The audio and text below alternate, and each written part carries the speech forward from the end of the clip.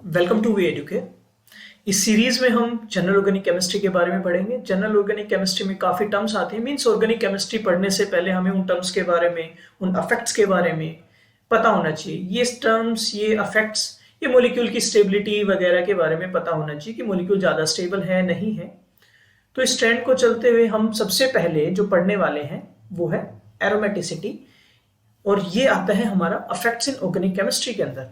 Okay, कि organic chemistry में सबसे पहला जो अफेक्ट हम पढ़ने वाले हैं एरोमेटिसिटी। ओके, उसके बाद हम मेसोमेरिक पढ़ेंगे, देन रेजोनेंस पढ़ेंगे, देन हाइपर कॉन्जुगेशंस एंड इंडक्टिव। जिस ट्रेंड में ये लिखा हुआ है उस ट्रेंड में ही हम पढ़ने वाले हैं सारे effects, because most of the case क्या होता है, बच्चे इंडक्टिव इफेक्ट को ज्यादा पढ़ते हैं as compare to all this, but ये ज्यादा इंपॉर्टेंट है as compare to inductive. Okay, तो हम स्टार्ट करते हैं एरोमेटिसिटी से। एरोमेटिसिटी होती क्या है भाई? एरोमेटिसिटी, अगर मैं ऑर्गेनिक केमिस्ट्री के अंदर बात करूं कि जो मॉलिक्यूल की स्टेबिलिटी डिफाइन करते हैं कि जो मॉलिक्यूल एरोमेटिक होते हैं वो ज्यादा स्टेबल होते हैं। बट अगर मैं वर्ड की बात करूं, एरोमेटिक का मतलब क्या है? Means aromaticity it's come from aromatic. भाई एरोमेटिसिटी तो एक प्रॉपर्टी हो गई, और ये एरोमेटिक एक जो वर्ड है आप सबने सुना है, अरोमा। अरोमा का मतलब क्या है? जिसमें से अच्छी खुशबू आए, मींस जिसमें से अच्छी स्मेल आए, वो उसका मतलब है अरोमा। मींस जो मॉलिक्यूल अच्छी स्मेल देते हो। क्या ये एरोमेटिसिटी की डेफिनेशन या एरोमेटिक कंपाउंड्स की डेफिनेशन हो सकती है? नहीं। बट होता क्या है, most of the cases aromatic molecules की या एरोमेटिक कंपाउंड्स की खुशबू अच्छी होती है। ओके, बट हम ऑर्गेनिक केमिस्ट्री में स्टेबिलिटी के अराउंड, स्टेबिलिटी के हिसाब से मॉलिक्यूल्स या कंपाउंड्स को पढ़ेंगे। ओके, तो जो मॉलिक्यूल्स एरोमेटिक होते हैं वो हाईली स्टेबल होते हैं एज कंपेयर टू जो नहीं है एरोमेटिक। ओके, अब ये बोल तो दिया कि भाई जो ज्यादा स्टेबल होंगे, बट अब पता कैसे चले कि मॉलिक्यूल्स एरोमेटिक कौन से होते हैं? तो मोस्टली जो हम एरोमेटिक मॉलिक्यूल्स के बारे में पढ़ेंगे, जो मॉलिक्यूल्स होते हैं वो क्या होते हैं? साइक्लिक होते हैं। साइक्लिक होते हैं, और उन मॉलिक्यूल्स के अंदर पाई इलेक्ट्रॉन्स होते हैं जो कि कंजुगेशन में होते हैं, मींस रिंग के अंदर डीलोकलाइज होते हैं। जो साइक्लिक जो रिंग है हमारे पास उसमें डीलोकलाइज होंगे वो इलेक्ट्रॉन। ओके, अब जो ये स्टेबिलिटी है ये अलग अलग रूल्स के हिसाब से डिफाइन की गई है। मींस फॉर बेंजोनॉइड सिस्टम्स हम पढ़ेंगे, बेंजोनॉइड सिस्टम में पढ़ेंगे हम क्या? Huckel's rule. And for non benzenoid system, for non benzenoid system हम पढ़ेंगे क्रैग्स रूल। ओके, कि भाई नॉन बेंजोनॉइड सिस्टम में भी एरोमेटिक मॉलिक्यूल्स होते हैं। ओके, अब जितने भी साइक्लिक मॉलिक्यूल्स हैं, क्या ऐसा हो सकता है कि सारे के सारे साइक्लिक मॉलिक्यूल्स एरोमेटिक हो या ज्यादा स्टेबल हो? नहीं।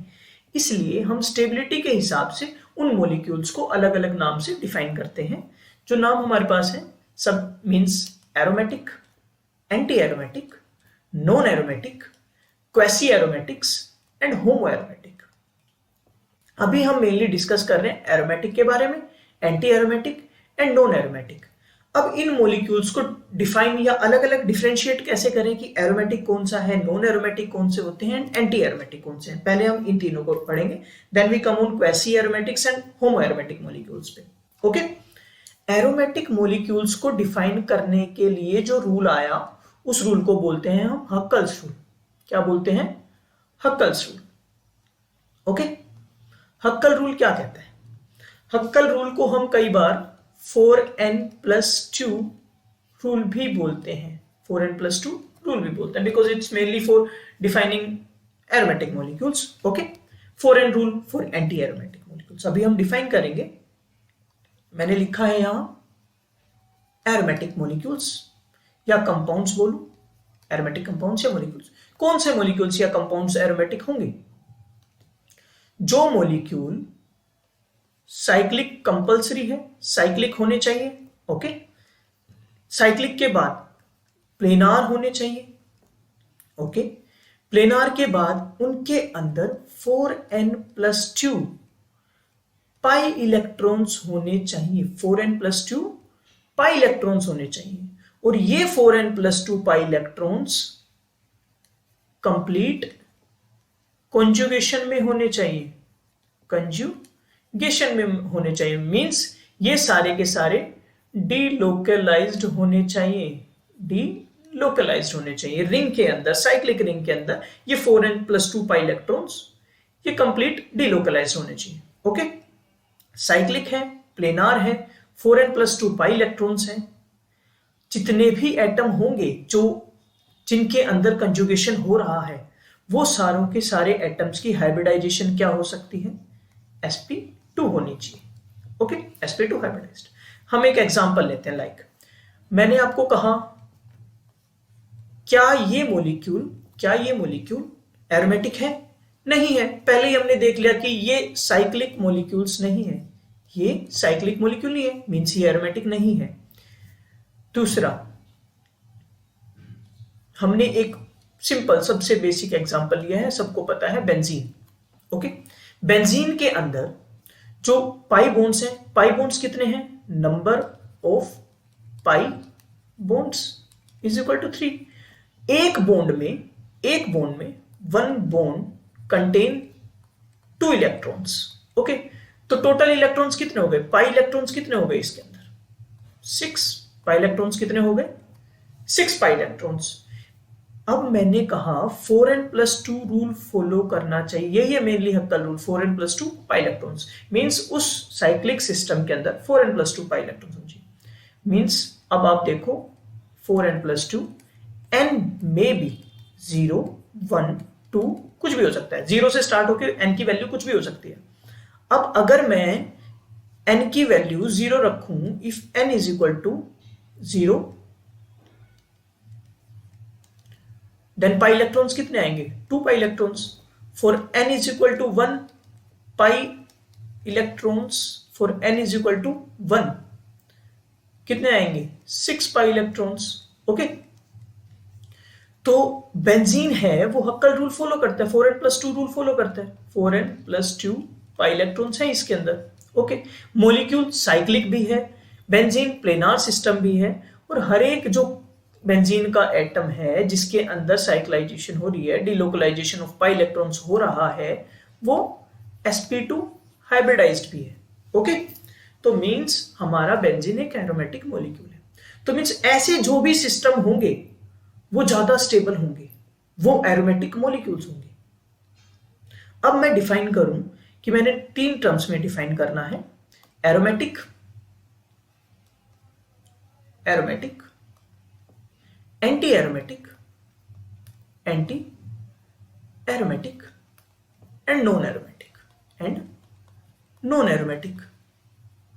कौन से मॉलिक्यूल एरोमेटिक होंगे, कौन से एंटी होंगे, एंड कौन से नॉन एरोमेटिक होंगे। अब एंटी एरोमेटिक के लिए हमने अभी अभी देखा मॉलिक्यूल क्या होना चाहिए, साइक्लिक। ओके, साइक्लिक के साथ प्लेनार होना चाहिए, एक प्लेन में सारे के सारे जो एटम है जिनके अंदर कंजुगेशन। अच्छा, कंजुगेशन भी तभी होगी जब सारे के सारे एटम एक ही प्लेन में होंगे, मींस इलेक्ट्रॉन डीलोकलाइज्ड तभी करेंगे, इलेक्ट्रॉन डीलोकलाइज्ड तभी करेंगे जब सारे के सारे एटम एक प्लेन में होंगे, बिकॉज इनके जो ऑर्बिटल्स हैं, अगर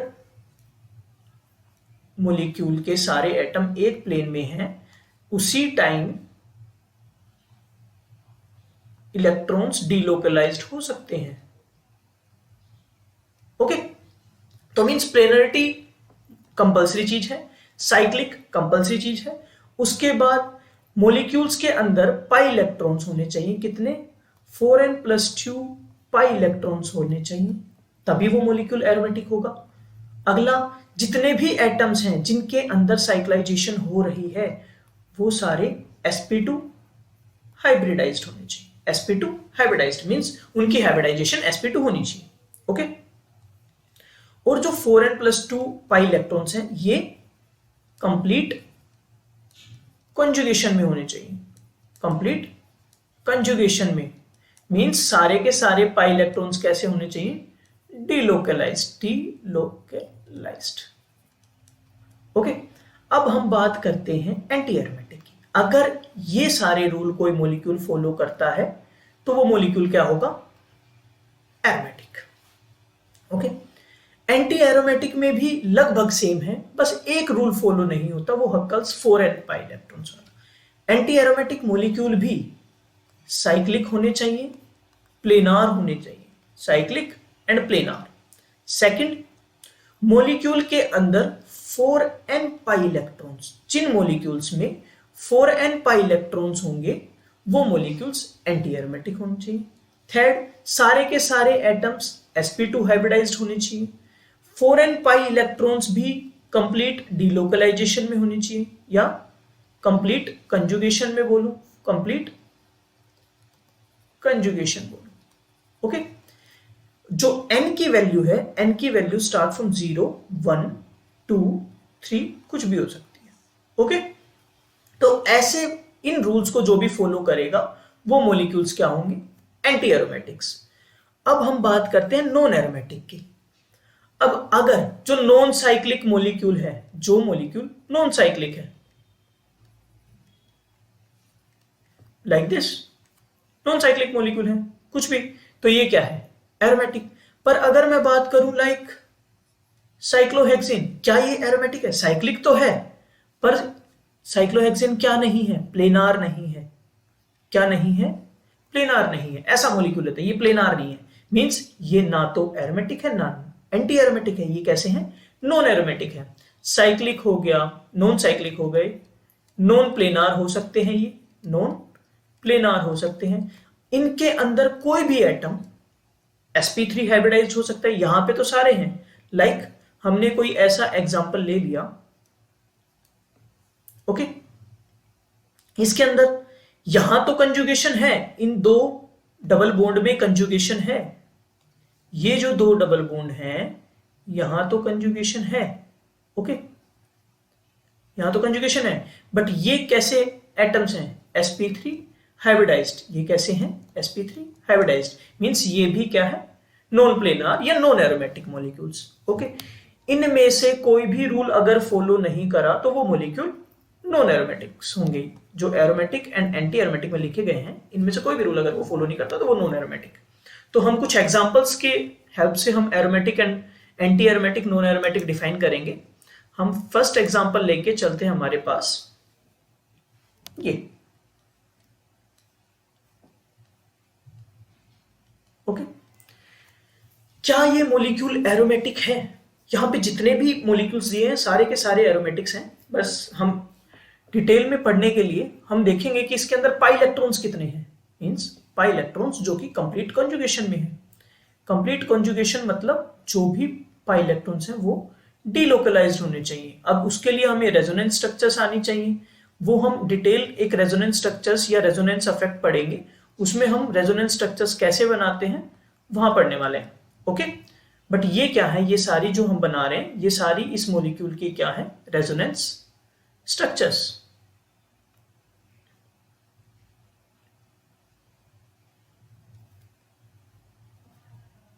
ओके, ये हमारे पास ये मॉलिक्यूल होगी।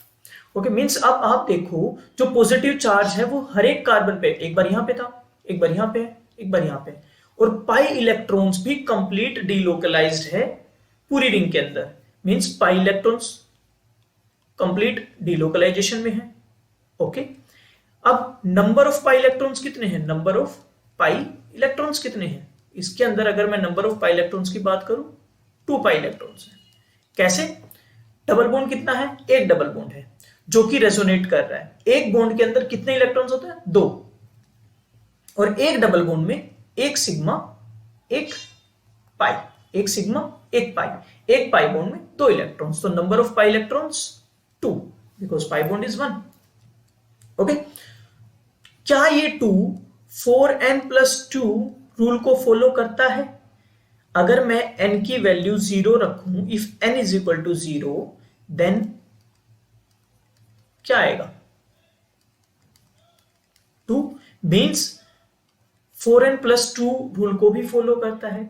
कंप्लीट साइक्लिक मॉलिक्यूल भी है, साइक्लिक सिस्टम भी है, उसके बाद कंप्लीट डीलोकलाइजेशन है, 4n+2 को भी फॉलो करता है। सारे के सारे जो एटम्स गिवन हैं वो कैसे हैं, sp2 हाइब्रिडाइज्ड। सारे के सारे एटम कैसे हैं, sp2 हाइब्रिडाइज्ड मॉलिक्यूल के अंदर।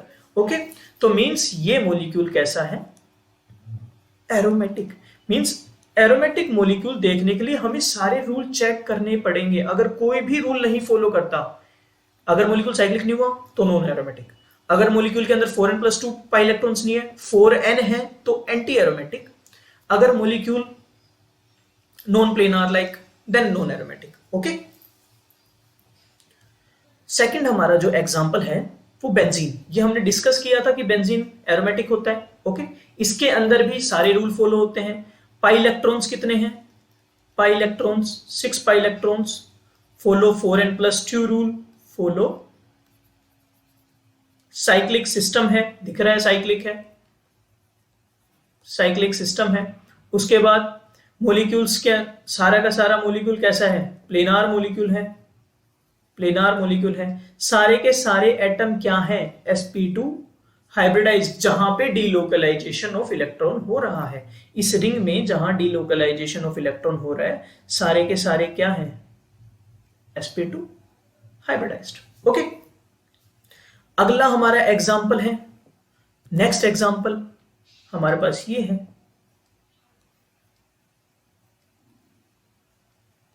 क्या ये मॉलिक्यूल एरोमेटिक है? नहीं है। सेम चीज, पाई इलेक्ट्रॉन्स कितने हैं? पाई इलेक्ट्रॉन्स यहां कितने हैं? 6 पाई इलेक्ट्रॉन्स, 6 पाई इलेक्ट्रॉन्स। एक पाई बॉन्ड, दो पाई बॉन्ड, तीन pi bond, total number of pi bond is 3। तो एक बॉन्ड में 2 इलेक्ट्रॉन्स, टोटल इलेक्ट्रॉन्स कितने हो गए? 6 pi electrons.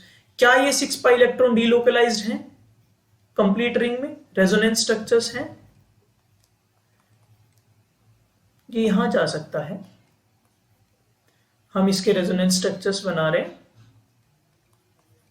Resonance structures most important हैं, आप सबको आने चाहिए।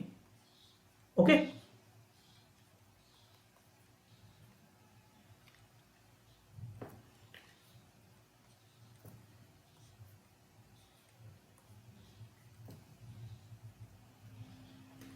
तो ये हमारे रेजोनेंस स्ट्रक्चर्स हो गए इस सिस्टम के लिए। मीन्स आप देख रहे हो जितने भी पाई इलेक्ट्रॉन, 6 पाई इलेक्ट्रॉन्स थे, सारे के सारे रिंग के अंदर कंप्लीट कॉन्जुगेशन में है, सारे के सारे रिंग में कंप्लीट कॉन्जुगेशन में है, डिलोकलाइज्ड हो गए।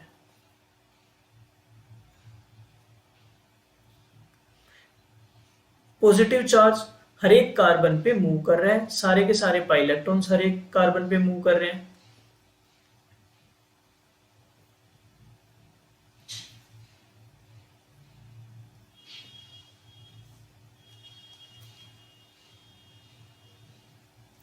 ओके, सो ऐसे हमारे ये इनके रेजोनेंस स्ट्रक्चर्स हैं कि सारे के सारे डीलोकलाइजेशन में आ गए।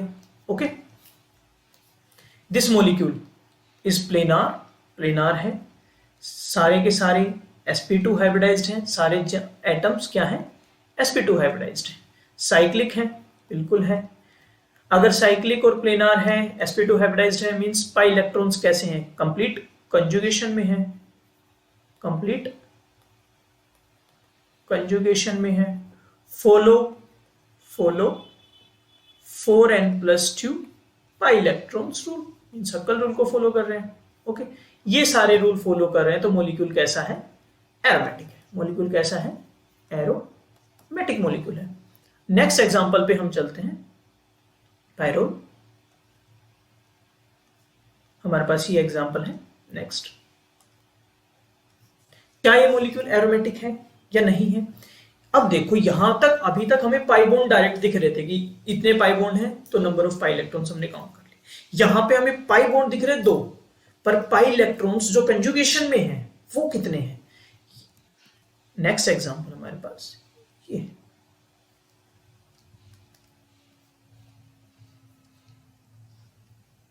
ओके।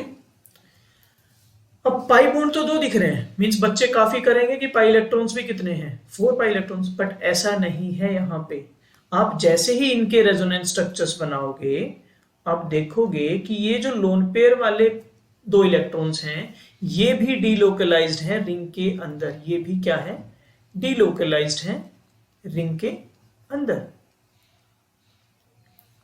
जैसे ही नाइट्रोजन अपना लोन पेयर देगा, नाइट्रोजन के ऊपर पॉजिटिव चार्ज, ओके, देन ये नेगेटिव चार्ज आगे मूव करेगा। मीन्स ये सारे इसके रेजोनेंस स्ट्रक्चर्स हैं। तो रेजोनेंस स्ट्रक्चर्स आप सबको आने चाहिए। कैसे बनाते हैं? तो अब देखो, आप खुद देखो कि कितने इलेक्ट्रॉन्स रिंग में डिलोकलाइज्ड हो रहे हैं। कितने इलेक्ट्रॉन्स रिंग में डिलोकलाइज्ड हो रहे हैं? दो तो पाई बॉन्ड थे और एक लोन पेयर के इलेक्ट्रॉन्स। तो दो पाई बॉन्ड के कितने इलेक्ट्रॉन्स हो गए? दो पाई बॉन्ड के कितने इलेक्ट्रॉन्स हो गए? 4। लोन पेयर के अंदर कितने इलेक्ट्रॉन्स होते हैं? 2। तो टोटल कितने इलेक्ट्रॉन्स हो गए? 6। मींस 6 इलेक्ट्रॉन्स हैं जो डिलोकलाइज्ड हो रहे हैं रिंग में। 6 इलेक्ट्रॉन्स डिलोकलाइज्ड हो रहे हैं रिंग के अंदर। ओके, एंड ये वापिस वही स्ट्रक्चर बन जाता है जो हमारा फर्स्ट था। Okay, all these are resonance structures of pyro. Okay, ये हमारी इसके रेजोनेंस स्ट्रक्चर्स हो गए। अब total pi electrons in conjugation कितने हैं? 6 पाई इलेक्ट्रॉन्स। क्या 4n+2 रूल को फॉलो करते हैं? क्या 4n+2 रूल को फॉलो करते हैं? Yes, when n is equal to 1, 4n+2 is equal to 6. Okay, क्या ये मॉलिक्यूल साइक्लिक है? बिल्कुल है। क्या ये मॉलिक्यूल के अंदर सारे के सारे एटम्स जहां पे साइक्लाइजेशन हो रही है, इलेक्ट्रॉन डिलोकलाइज हो रहे हैं, वो sp2 हाइब्रिडाइज्ड हैं? आप फर्स्ट को छोड़ो and second, third, fourth, fifth, second, third, fourth, fifth में आप नाइट्रोजन के ऊपर हाइब्रिडाइजेशन चेक करोगे तो सारे के सारे एटम्स की हाइब्रिडाइजेशन sp2 हाइब्रिडाइज आ रही है। इसमें भी नाइट्रोजन sp2, यहां पे भी sp2, यहां पे भी sp2 एंड यहां पे भी sp2। ओके, तो पायरोल के अंदर जो नाइट्रोजन होता है वो कैसा हाइब्रिडाइज्ड है? sp2 हाइब्रिडाइज्ड नाइट्रोजन है। ओके, ना कि sp3। मॉलिक्यूल साइक्लिक है, sp2 हाइब्रिडाइज्ड है, पाई इलेक्ट्रॉन्स इन कंजुगेशन है, मॉलिक्यूल प्लेनार है। प्लेनार है तो कंजुगेशन में अपने आप ही सारे पाई इलेक्ट्रॉन्स हो जाएंगे। ओके, मींस ये मॉलिक्यूल भी क्या है? एरोमेटिक। ये मॉलिक्यूल भी क्या है? एरोमेटिक। इसके बाद हम जो एग्जांपल पढ़ेंगे वो ये pyridine। ये मॉलिक्यूल भी क्या है? साइक्लिक है। देखो यहां पे जो लोन पेयर था इन केस ऑफ पायरोल वो कंजुगेशन में था, बट नेक्स्ट जो हम एग्जांपल पढ़ने वाले हैं उसके अंदर जो लोन पेयर है वो कंजुगेशन में नहीं है। हम देखेंगे अभी। हमने जो एग्जांपल लिया है वो ये। ओके, क्योंकि एरोमेटिक मॉलिक्यूल ज्यादा स्टेबल होते हैं। अब आप देखो पायरोल के अंदर जो लोन पेयर था, ये लोन पेयर था in case of pyrrole. Wait, in case of pyrrole जो लोन पेयर था वो कंजुगेशन में था।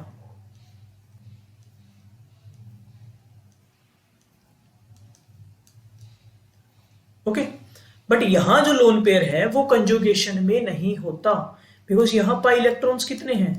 6 पाई इलेक्ट्रॉन्स। कितने इलेक्ट्रॉन्स हैं? 6 पाई इलेक्ट्रॉन्स। और 6 pi electrons follow 4n+2 rule को फॉलो करते हैं। अब जो लोन पेयर कंजुगेशन में नहीं है, मींस उस लोन पेयर को हम क्या बोलते हैं? Non हक्कल lone pair. Non हक्कल lone pair means ये कंजुगेशन में नहीं, ये पार्टिसिपेट नहीं कर रहा रिंग के अंदर। मींस अगर मैं इसकी रेजोनेंस स्ट्रक्चर्स बनाऊं, सॉरी, अगर हम इसकी रेजोनेंस स्ट्रक्चर्स बनाते हैं, आप देखोगे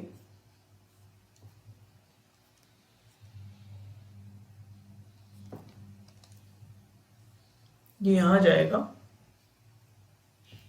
नाइट्रोजन पे कैसा चार्ज आएगा? नेगेटिव, बिकॉज इलेक्ट्रॉन्स नाइट्रोजन पे आए हैं।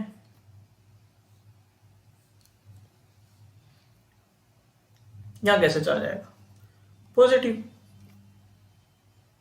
Okay,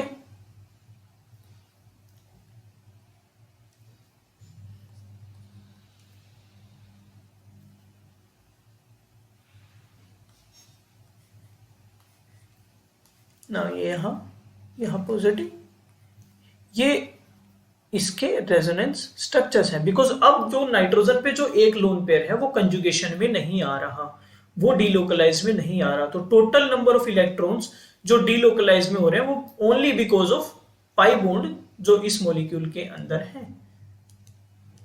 okay, only because of pi bond जो इस मॉलिक्यूल में है।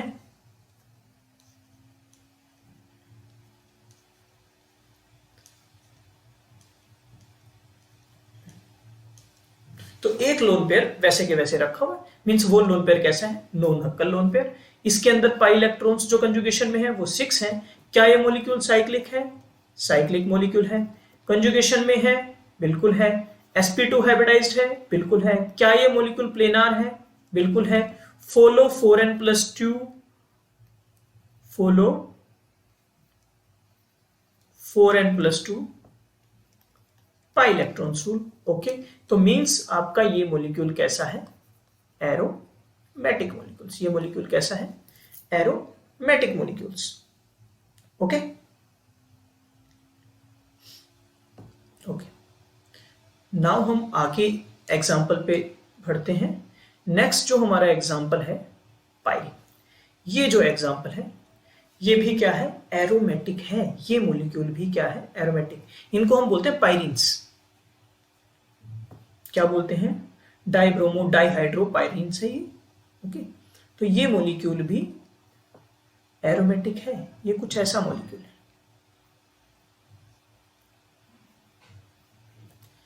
ये मॉलिक्यूल प्लेनार होता है, एक दो बार क्वेश्चन पेपर में आया हुआ है। ये मॉलिक्यूल भी क्या होता है, प्लेनार होता है। इसके अंदर जो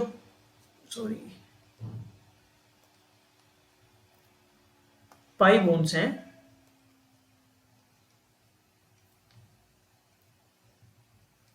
ये। ओके, मैंने ऐसा लिखा, यहां पे एक Br ग्रुप लगा हुआ है, यहां पे Pr ग्रुप। दिस शोज जो बॉन्ड है वो आउट ऑफ द प्लेन है।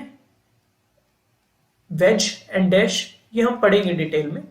इसका मतलब है कि जो ब्रोमीन ग्रुप लगा हुआ है वो कार्बन या प्लेन के बिलो द प्लेन है।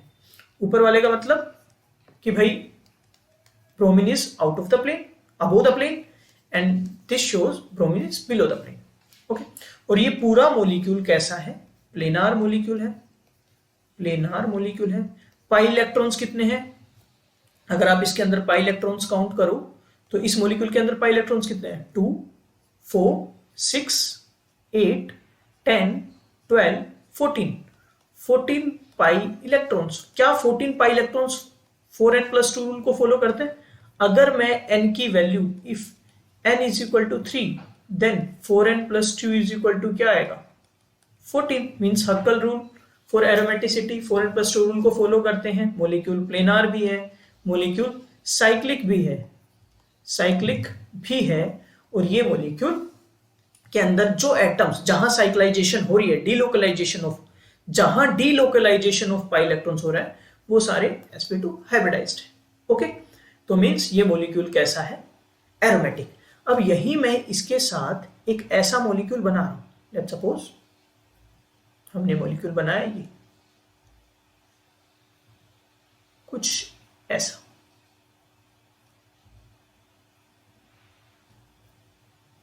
ओके, हम इसमें पाई बॉन्ड लगा रहे हैं, 1 2 3 4 5 6, सॉरी कहाँ गलती हो गई,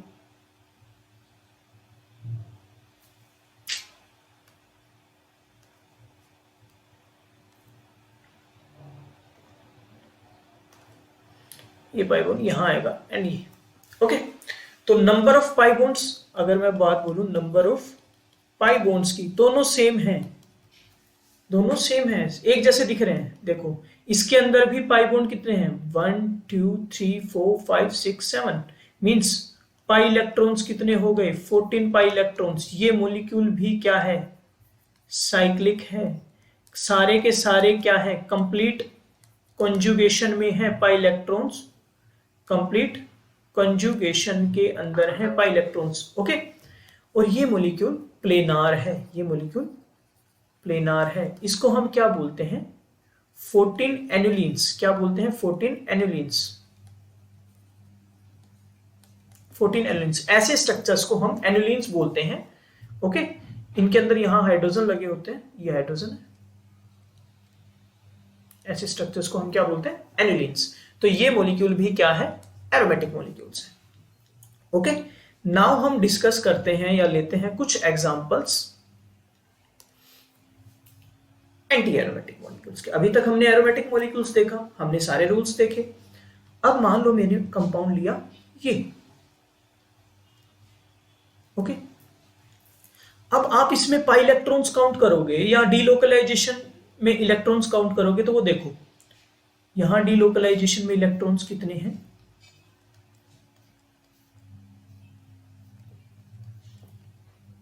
ये इनके रेजोनेंस स्ट्रक्चर्स है।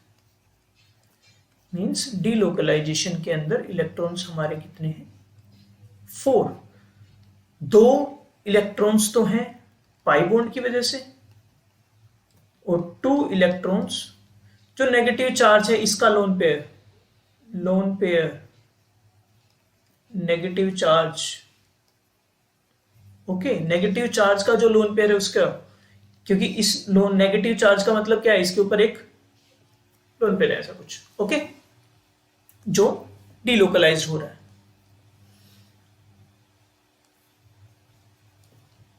वापिस ये 1 मॉलिक्यूल बन जाएगा। ये फर्स्ट, ये सेकंड, ये थर्ड, एंड ये वापिस क्या बन जाएगा? फर्स्ट वाला। ओके, ये इनके रेजोनेंस स्ट्रक्चर्स है।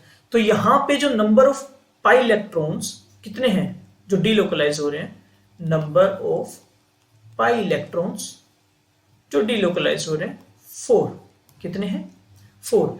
क्या ये 4n+2 रूल को फॉलो करता है? नहीं, बट ये फॉलो करता है 4n pi electron rule, 4n पाई इलेक्ट्रॉन्स रूल। और हक्कल ने कहा जो कंपाउंड साइक्लिक हो, प्लेनार हो और 4n+2 pi electron rule follow करता हो, वो कैसे होते हैं? Anti aromatic molecules. वो कैसे हैं? Anti aromatic molecules. ये कंप्लीट साइक्लिक भी है ये मॉलिक्यूल प्लेनार भी है। इस मॉलिक्यूल के अंदर कंजुगेशन, कंप्लीट कंजुगेशन है, 4n पाई इलेक्ट्रॉन्स हैं जो कि कंप्लीट कंजुगेशन में है, means 4n pi electron delocalised है। तो ये मॉलिक्यूल कैसा है? Anti aromatic. सेम विथ हम अगला एग्जांपल लेते हैं इसके बारे में। यहां पे भी आप इलेक्ट्रॉन्स काउंट करोगे, 3 तो पाई बॉन्ड है और एक लोन पेयर जो नेगेटिव चार्ज की वजह से। तो टोटल पाई इलेक्ट्रॉन्स यहां कितने हैं? सेकंड एग्जांपल में आप सेकंड एग्जांपल में देखो तो टोटल पाई इलेक्ट्रॉन्स कितने हो गए जो डीलोकलाइज्ड होंगे? 2 to 4 5 6 and 1 because of negative charge. Total 8 pi electrons. कितने हैं? 8 पाई इलेक्ट्रॉन्स जो कि 4n+2 रूल को फॉलो नहीं करते। किसको फॉलो करते हैं? 4n रूल को। मींस n = 1 तो हमारे पास पहले वाला मॉलिक्यूल था, फॉर n = 2 सेकंड वाला मॉलिक्यूल। ओके, क्या ये सारे के सारे रेजोनेंस में हैं? बिल्कुल, सारे के सारे रेजोनेंस स्ट्रक्चर्स हैं एक दूसरे के। ओके, मींस सारे के सारे पाई इलेक्ट्रॉन्स डीलोकलाइज्ड हैं इस मॉलिक्यूल के अंदर भी। साइक्लिक सिस्टम है, प्लेनार है, तो ये मॉलिक्यूल कैसा होगा? Anti aromatic. ये मॉलिक्यूल भी कैसा होगा? Anti aromatic. थर्ड जो हमारा मॉलिक्यूल है वो ये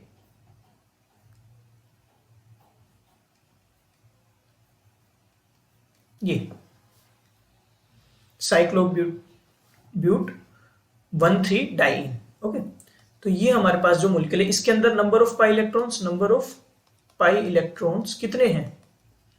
4, बिकॉज पाई बॉन्ड कितने हैं? 2 पाई बॉन्ड है, एक ही 2 pi bond means number of pi electrons 4 है, जो कि डीलोकलाइजेशन में है बिकॉज इसकी रेजोनेंस स्ट्रक्चर्स हम कैसे बनाए? ये ऐसे। ओके, तो 4 पाई electrons means follow 4n rule. और 4n रूल को फॉलो करता है मींस कैसा है? Anti aromatic, aromatic. Anti aromatic भी तब देखना है कि मॉलिक्यूल के अंदर क्या है, साइक्लिक है, प्लेनार है, follow 4n+ rule, then it is anti aromatic. Okay, now we comes for non aromatic compounds. ये कैसे हैं, सारे के सारे मॉलिक्यूल्स कैसे हैं, नॉन एरोमेटिक मॉलिक्यूल्स हैं। ये कैसे हैं, नॉन एरोमेटिक। हमारे पास जो पहला है साइक्लोहेक्सेन, साइक्लिक तो है बेचारा, साइक्लिक तो है, बट साइक्लोहेक्सेन का रियल स्ट्रक्चर कुछ ऐसा होता है, चेयर फॉर्म। ओके, तो साइक्लोहेक्सेन साइक्लिक तो है, बट ये क्या है, नॉन प्लेनार। नॉन प्लेनार तो means it is non aromatic molecule. इसके अंदर पाई इलेक्ट्रॉन्स भी नहीं है जो कंजुगेशन करेंगे। सेकेंड वाला एग्जांपल है हमारे पास ये साइक्लोप्रोपीन। इसके अंदर आप देखो, जो एक कार्बन है, पाई बॉन्ड तो एक है, बट जो ये कार्बन है ये कैसा है, sp3 hybridized. sp3 hybridized means इस कार्बन पे एक हाइड्रोजन, टॉप साइड एक, sp3 हाइब्रिडाइज्ड, ये ऐसा कुछ। ओके, तो ये मॉलिक्यूल भी क्या है, नॉन एरोमेटिक है। थर्ड जो मॉलिक्यूल है हमारे पास वो कुछ ऐसा है, ये इंपॉर्टेंट पॉइंट है, हम थर्ड को अलग से बनाते हैं। हमारे पास मॉलिक्यूल है कुछ ये, इस टाइप के मॉलिक्यूल्स को हम एनुलिन्स बोलते हैं। 1 2 3 4 5। ओके, अब आप इस मॉलिक्यूल को देख के इसमें क्या करोगे कि मॉलिक्यूल भाई साइक्लिक है, साइक्लिक है, बिल्कुल ठीक है। मॉलिक्यूल्स के अंदर पाई इलेक्ट्रॉन्स कितने हैं, 2 to 4 6 8 10 पाई इलेक्ट्रॉन्स हैं, मींस फॉलो 4n+2 रूल को फॉलो करता है। तो काफी बच्चे इस मॉलिक्यूल को देखने के बाद इसको क्या बोलेंगे, ये एरोमेटिक जैसा दिख रहा है, कंजुगेशन में भी हैं सारे के सारे pi electrons, conjugated pi bonds हैं। ओके, बट ये मॉलिक्यूल कैसा है, ये मॉलिक्यूल कैसा है, स्टार मार्क कर लो, ये मॉलिक्यूल कैसा है, नॉन एरोमेटिक। ऐसा क्यों, बिकॉज ये मॉलिक्यूल प्लेनार नहीं है, इट इज नॉट प्लेनार। ये मॉलिक्यूल कैसा नहीं है, प्लेनार नहीं है। क्यों नहीं है प्लेनार, बिकॉज यहां देखना, जो हाइड्रोजन होते हैं इस मॉलिक्यूल के अंदर, जो ये हाइड्रोजन है, पोजीशन हम इनको बनाएंगे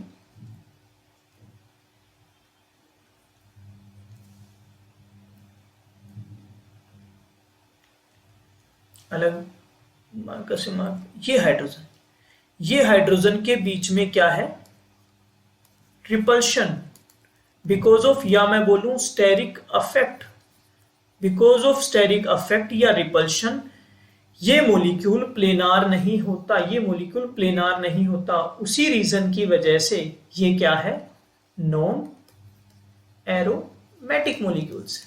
ये क्या है, नॉन एरोमेटिक, मींस एरोमेटिक होने के लिए मॉलिक्यूल को प्लेनार होना भी जरूरी है। साइक्लिक हो ठीक है, 4n+2 रूल फॉलो कर रहा है ओके, बट प्लेनार होना भी जरूरी है। ओके, नेक्स्ट एग्जांपल हमारे पास ये, जब इसके अंदर हाइड्रोजन की वजह से ही स्टेरिक रिपल्शन आ गया था, हाइड्रोजन की वजह से स्टेरिक रिपल्शन आ गया था। यहां पे तो कैसे ग्रुप लगे हुए हैं, CH3 CH3 CH3, ये भी क्या है, नॉन प्लेनार। कैसा है, नॉन प्लेनार मॉलिक्यूल है, तो ये क्या है, नॉन एरोमेटिक मॉलिक्यूल्स। ओके, तो हमें एक डिटेल स्टडी पता चल गया कि एरोमेटिक कौन से होते हैं, नॉन एरोमेटिक कौन से होते हैं, एंटी एरोमेटिक कौन से होते हैं। अब हम बात करते हैं इनकी स्टेबिलिटी कि एरोमेटिक वाले ज्यादा स्टेबल होते हैं या नॉन एरोमेटिक वाले ज्यादा स्टेबल होते हैं। ओके,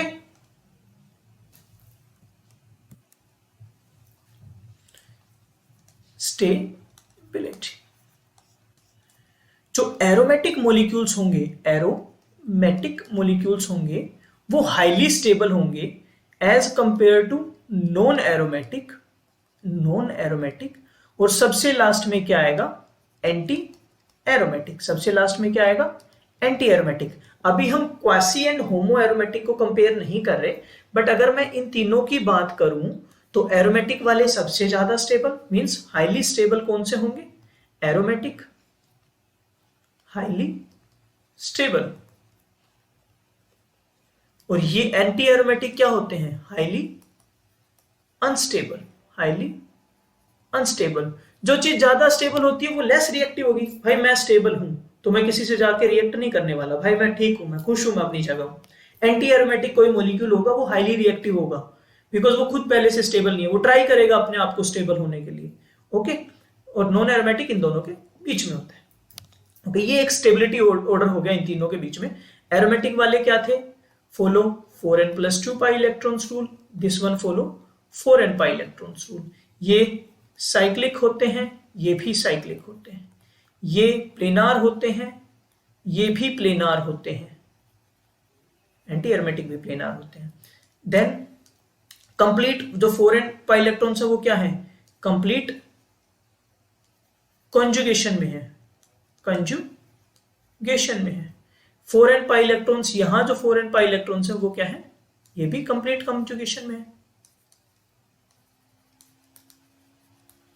अब जो एरोमेटिक मॉलिक्यूल्स हैं वो ज्यादा स्टेबल हैं, because these molecules are diamagnetic in nature. कैसे होते हैं? Diamagnetic in nature. Aromatic molecules क्या है? डायमैग्नेटिक इन नेचर है। वहीं एंटी मॉलिक्यूल्स कैसे हैं? Anti aromatic para magnetic in nature. Anti aromatic क्या है? Paramagnetic in nature. एरोमेटिक क्या है? Diamagnetic in nature. Diamagnetic nature मतलब, डायमैग्नेटिक का मतलब क्या है? No unpaired electrons, no unpaired electrons, कोई भी अनपेयर्ड इलेक्ट्रॉन प्रेजेंट नहीं होता। ये हम मोलिकुलर ऑर्बिटल्स थ्योरी से पढ़ते हैं कि इलेक्ट्रॉन्स अनपेयर्ड है नहीं है। वहीं पैरामैग्नेटिक में presence of unpaired electrons, presence of unpaired electron present, unpaired electron present. Okay, so हमने डिफरेंशिएट कर लिया। नाउ मैं आपको एक क्वेश्चन दे रहा हूं कि जिसमें आपको बताना है कितने आपके पास एरोमेटिक हैं, कितने नॉन एरोमेटिक मॉलिक्यूल्स हैं। हियर इज अ क्वेश्चन कि एरोमेटिक कितने हैं, एंटी एरोमेटिक कितने हैं, नॉन एरोमेटिक कितने हैं। ओके